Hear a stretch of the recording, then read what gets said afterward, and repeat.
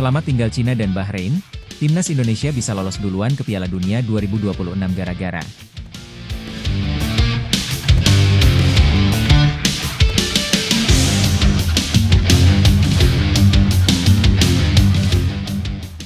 Jalan timnas Indonesia asuhan Patrick Kluivert menuju Piala Dunia 2026 bisa semakin mulus dengan kondisi yang sedang dihadapi oleh Cina. Sebagaimana diketahui, Cina bersama Bahrain menjadi saingan timnas Indonesia di grup C babak ketiga kualifikasi Piala Dunia 2026 zona Asia.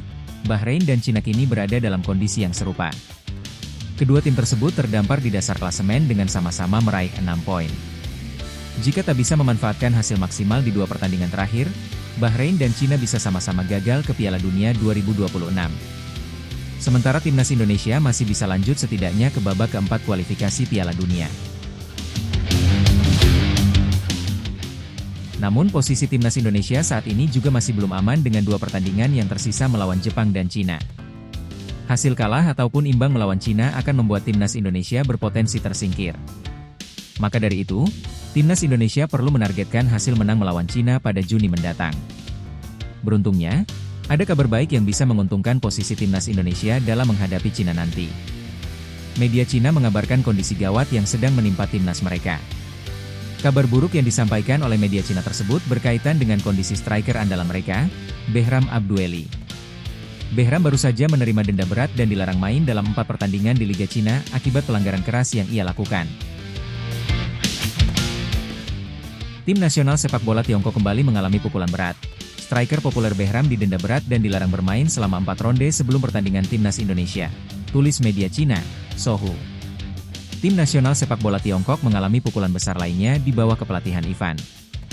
Behram, penyerang tim nasional populer yang ditemukan dan dilatih oleh Ivan sendiri, dikeluarkan dengan kartu merah karena meninju pemain Yunnan Yukun di putaran ketiga Liga Super Cina. Lanjutnya, denda dan hukuman larangan bermain dijatuhkan kepada striker andalan Cina tersebut. Asosiasi sepak bola Tiongkok kemudian menjatuhkan hukuman berat kepadanya, termasuk larangan bermain 3 pertandingan tambahan dan denda sebesar 30.000 yuan. Kejadian ini tidak diragukan lagi akan menjadi ujian besar bagi Ivan, dan berikut adalah 3 poin pentingnya, tulis media Cina, Sohu. Meski tetap bisa tampil saat melawan timnas Indonesia, absennya Behram dalam 4 pertandingan Liga Cina tentu akan menurunkan kualitas penampilannya. Behram kerap menjadi andalan pelatih Cina untuk memperkuat lini serang. Behram adalah pemain kunci di lini depan Ivan. Di babak 18 besar ini, Behram berpartisipasi dalam 7 dari 8 pertandingan pertama tim nasional Tiongkok, termasuk 3 kali menjadi starter, dan mencetak 1 gol. Dapat dikatakan bahwa selama Behram mampu bermain, Ivan akan membiarkannya bermain tanpa ragu, menunjukkan pentingnya dia dalam tim, tulis media Cina, Sohu. Sayangnya, Behram tak bisa mencetak gol di Liga Cina musim ini.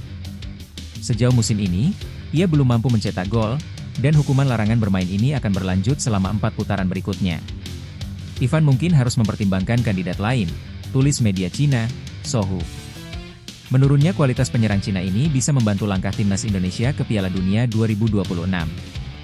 Namun timnas Indonesia harus waspada, sebab Cina pernah mengalahkan skuad Garuda saat masih dilatih Shin Tae-yong. Dengan mengalahkan Cina, timnas Indonesia setidaknya bisa terus bersaing hingga babak keempat atau juga dapat langsung lolos ke Piala Dunia jika beruntung kalahkan Jepang.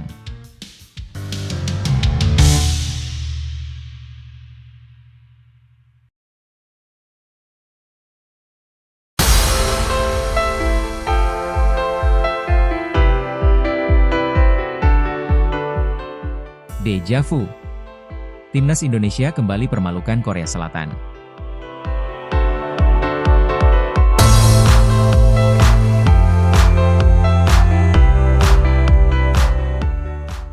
Sejarah kembali terulang.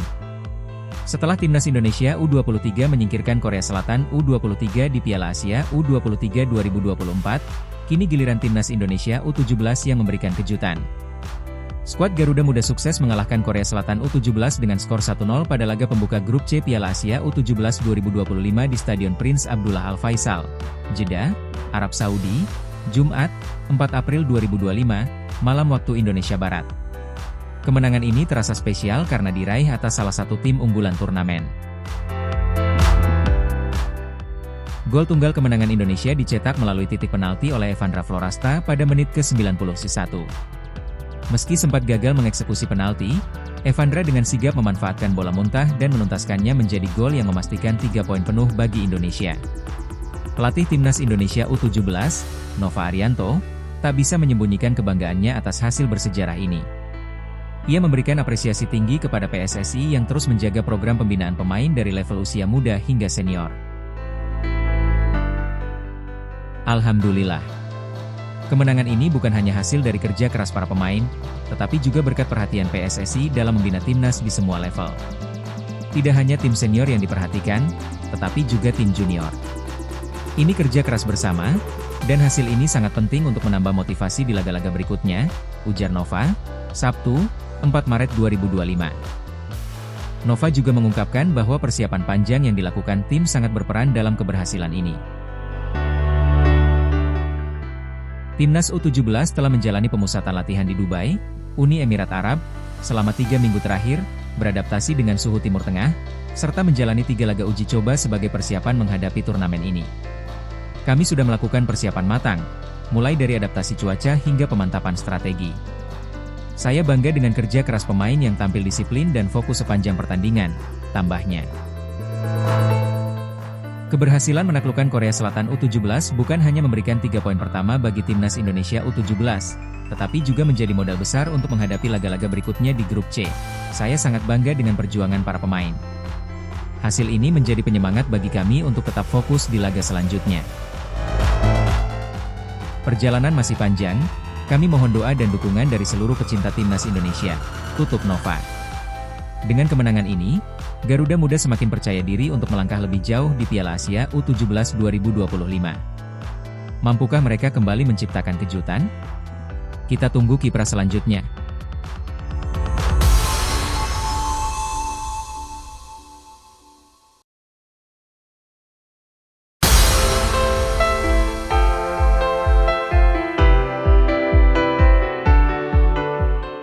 Ranking FIFA Tim ASEAN Maret 2025, Timnas Indonesia dan Myanmar melesat, Thailand merosot.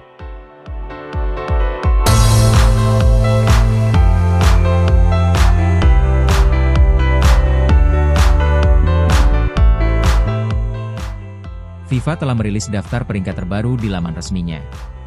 Ada di mana posisi negara-negara Asia Tenggara saat ini? Usai sudah rangkaian FIFA Matchday Maret 2025. FIFA juga sudah merilis daftar peringkat terbaru pada Kamis, 3 April 2025. Dalam daftar ini, Thailand jadi tim Asia Tenggara dengan ranking tertinggi saat ini. Meski begitu, ranking FIFA Thailand saat ini tetap mengalami penurunan meski mencatatkan 2 kemenangan. Tim berjuluk Gajah Perang tersebut meraih kemenangan atas Afghanistan, 2-0, dan Sri Lanka, 1-0, pada bulan ini. Laga lawan Sri Lanka terjadi dalam ajang kualifikasi Piala Asia 2027. Namun, Thailand harus turun 2 strip di ranking terbaru FIFA. Kini, Thailand berada di peringkat ke-99. Sementara Vietnam berhasil memanfaatkan 2 pertandingan di bulan Maret 2025 dengan maksimal. Vietnam berhasil membungkam Kamboja, 2-1, di laga uji coba dan 5-0 atas Laos di laga perdana kualifikasi Piala Asia 2027. Alhasil, Vietnam naik 5 strip di ranking FIFA terbaru. Tim berjuluk Golden Stars kini bertengger di peringkat ke-109. Timnas Indonesia menempati peringkat ketiga dalam daftar ini. Pasukan Garuda melesat ke peringkat ke-123 pada bulan Maret 2025. Timnas Indonesia naik 4 strip dibandingkan ranking bulan Desember 2024 lalu. Total, Merah Putih menambah 10 poin di ranking FIFA terbaru menjadi 1.143 poin. Kemenangan atas Bahrain di ajang kualifikasi Piala Dunia 2026 membuat Timnas Indonesia mendapatkan poin signifikan. Penambahan poin yang didapatkan oleh Timnas Indonesia bukan jadi yang tertinggi sepanjang bulan Maret 2025. Myanmar mencatatkan kenaikan tertinggi dalam FIFA ranking pada bulan Maret 2025. Myanmar sukses naik 7 strip ke peringkat ke-162 dalam FIFA ranking terbaru. Hasil ini didapatkan usai Myanmar menang 2-1 atas Afghanistan di kualifikasi Piala Asia 2027.